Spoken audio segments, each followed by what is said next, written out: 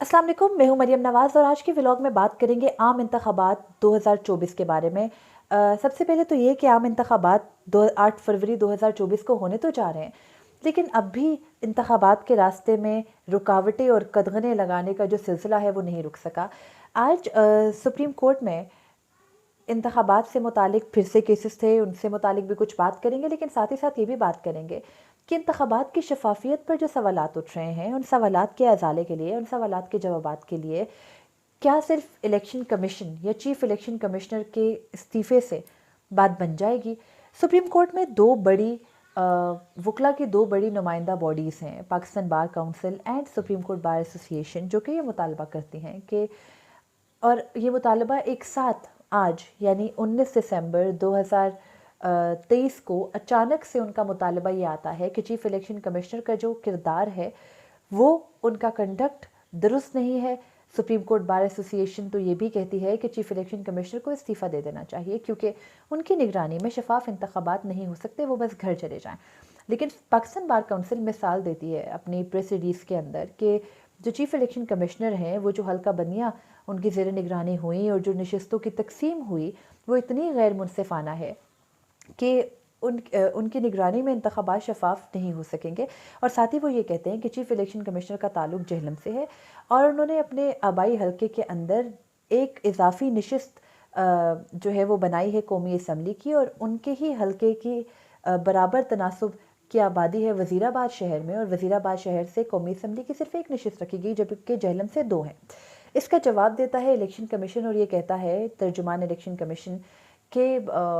Chief election commissioner का ताल्लुक सरगोदा से है और जिस हल्के से चीफ इलेक्शन कमिश्नर हैं उस हल्के में कौमी असम्बली की सिर्फ एक नशिस्त है, यानी जो इल्ज़ाम लगाया गया है वो दुरुस्त नहीं है, उसकी तरदीद की जाती है। और फिर इलेक्शन कमीशन साथ में ये भी कहता है अपनी हर प्रेस रिलीज़ के अंदर रटा रटाया जुमला कि इलेक्शन कमीशन किसी के दबाव में नहीं आएगा।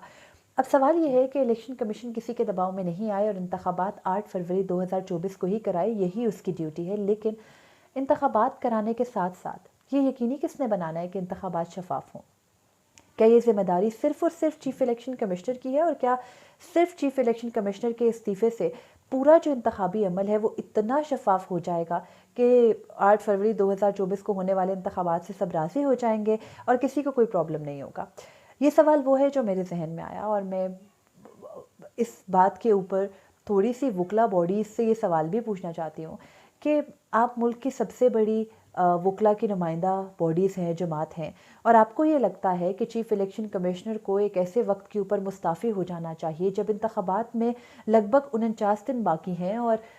इंतखाबी तारीख आए तकरीबन 1.5 माह हो गया है, यानी 3 नवंबर 2023 को सुप्रीम कोर्ट के फैसले के बाद 8 फरवरी 2024 को इंतखाबात की तारीख आ गई थी और आपको अब अचानक ये याद आ रहा है कि नहीं, चीफ इलेक्शन कमिश्नर के अंडर होने वाली सारी की सारी सरगर्मियाँ डुबियस हैं और यानी उनके उन सरगर्मियों के ऊपर सवालात उठ रहे हैं, वो मुबहम हैं और उनकी निगरानी में होने वाले इंतखाबात शफाफ नहीं हो सकेंगे। तो ये भी बराए करम जवाब दे दीजिए कि अगर उनके निगरानी में इंतखाबात नहीं हो सकेंगे और सुप्रीम कोर्ट समेत अदालती नज़ायर मौजूद हैं कि चीफ इलेक्शन कमिश्नर की अदम मौजूदगी में कोई एक्टिंग चीफ इलेक्शन कमिश्नर मुकर्रर करके इंतखाबात नहीं हो सकते, तो इस वक्त जबकि निगरान सेटअप है और हर एक को मालूम है कि निगरान सेटअप के अंदर चीफ इलेक्शन कमिश्नर आइनी तौर पर मुंतखब नहीं हो सकता क्योंकि ये मुंतखब हुकूमत और अपोजिशन की मुशावरत से तय पाता है कि चीफ इलेक्शन कमिश्नर कौन होगा। तो ऐसे वक्त के ऊपर आप चीफ इलेक्शन कमिश्नर पे सवालात उठा रहे हैं जबकि सवालात उठाने के लिए आप 1.5 माह का अरसा ज़ाया कर चुके हैं। और अब क्योंकि बार काउंसिल्स को भी बाकी पूरे मुल्क की तरह सुप्रीम कोर्ट के 15 दिसंबर के हुक्म के बाद ही ये यकीन आया ना कि इंतखाबात 8 फरवरी को हो रहे हैं, तो अचानक से उन्होंने भी मुतालबा कर दिया। अब दूसरी जानिब हो क्या रहा था, अगर 15 दिसंबर 2023 से पीछे जाएँ तो मुल्क भर में बार बार ये बहस छिड़ जाती थी कि इंतखाबात होंगे 8 फरवरी को या नहीं होंगे। होता कुछ यूँ है कि निगरान वज़ीर आज़म जो कि बड़े एक्टिव हैं, दौरे वौरे करते रहते हैं, मुझे लगता है आइनी मैंडेट जो कि उनके पास नहीं है और वो कहते हैं कि हमारे पास फ़लाँ मैंडेट है और हमारे पास फ़लाँ मैंडेट है, उस मैंडेट में कहीं ये भी दर्ज है कि आप बैरून मुल्क से दौरे करें। तो वो जब अपने दौरों से फ़ारिग बल्कि वो अपने दौरों में ही थे, तो कराची में ताजिर कुछ उनसे मिले और वो ताजिर उन्हें कहते हैं कि क्योंकि मुल्क में जो हमारी इकोनॉमिक कंडीशंस हैं वो इतनी साउंड, इतनी बेहतर चल रही हैं, यानी इतना अच्छा मुल्क इस्तेहकाम की तरफ चल रहा है कि अभी इलेक्शंस नहीं कराएं, निगरान सेटअप को कंटिन्यू करवाएं और यही निगरान सेटअप चले अगला कुछ अरसा तो मुल्क की मईशत जो है वो बेहतरी की तरफ चल सकती है। और फिर ये मामला सोशल मीडिया के ऊपर भी कुछ किरदार हैं जो कि इस्टेब्लिशमेंट ने सामने रखे हैं, और वो बार बार आके कहते हैं कि नहीं नहीं इलेक्शंस तो नहीं होने चाहिए, देखें ना मुल्क कितना बेहतरी की तरफ जा रहा है, तो निगरान सेटअप कितना सक्सेसफुल है। यानी पाकिस्तान इतना एक्स्ट्रा ऑर्डनरी मुल्क है कि इसके अंदर निगरान सेटअप भी अगर चल रहा है तो उसको भी 1-2 साल खींच के चला देना चाहिए, क्योंकि वो अच्छा चल रहा है, हमारी मईशत अच्छी चल रही है। तो बार बार ये आवाज़ें उठ रही थी कि निगरान सेटअप कंटिन्यू करेगा, इंतखाबात नहीं होंगे। लेकिन फिर सुप्रीम कोर्ट ने ये तमाम तर आवाज़ें जुम्मे को रात को एक अदालत लगाई जिसमें लाहौर हाई कोर्ट के फैसले को बुनियाद बनाकर इन आवाज़ों का गला घूंट दिया गया। और फिर कहीं ना कहीं लोगों को ये यकीन होने लगा कि ओके फ़ाइन, अब इंतखाबात होने जा रहे हैं, यानी एक निगरान वज़ीर का इस्तीफ़ा आ गया। और आज बार काउंसिल्स जाग गई चीफ़ इलेक्शन कमिश्नर के किरदार के ऊपर। चीफ़ इलेक्शन कमिश्नर का किरदार बहुत अरसे से सवालिया निशान रहा है। चीफ़ इलेक्शन कमिश्नर ख़ुद भी इन तमाम तर इल्ज़ामात की तरदीद करते रहते हैं, और उनकी सहाफ़ियों के साथ मुलाकात में भी उन्होंने बहुत दफ़ा बहुत सारे फैक्ट सामने रखे। फिर सुप्रीम कोर्ट ने बार बार जो चीफ़ इलेक्शन कमिश्नर की पावर्स हैं उससे मुतालिक भी फ़ैसले दिए, उनको भी बुलाया। अब जुम्मे को चीफ़ इलेक्शन कमिश्नर को चीफ़ जस्टिस कादी फ़ायद ईसा ने बुलाया, उनके साथ उनकी मुलाकात हुई, और ज़ाहिर है चीफ़ इलेक्शन कमिश्नर की रजामंदी के साथ जो कुछ हुआ जुम्मे को हुआ। लेकिन उसके बाद आज बार काउंसिल्स ने जब अपने एलामिया जारी किए तो उसमें एक पॉइंट ये भी ऐड किया कि सुप्रीम कोर्ट का काम ये नहीं है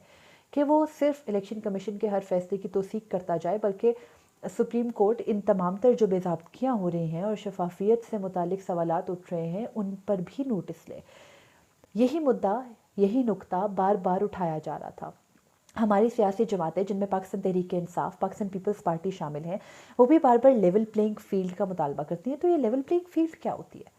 लेवल प्लेइंग फील्ड ये होती है कि जब आप तमाम सियासी जमातें अपनी कैंपेनिंग कर रही हैं, चाहे वो किसी भी तरीके से कर रही हो, चाहे वो वर्चुअल जलसे की सूरत में ही क्यों ना कर रही हो, उस कैंपेन के रास्ते में रुखने ना डालें, उस कैंपेन के रास्ते में इंटरनेट स्लो ना करें, लोगों को गिरफ्तार ना करें। जो लीडरान हैं उनके ऊपर सियासी मुकदमात बनाने के लिए क्या पिछले 4-5 साल का अरसा मौजूद नहीं था कि इंतखाबात से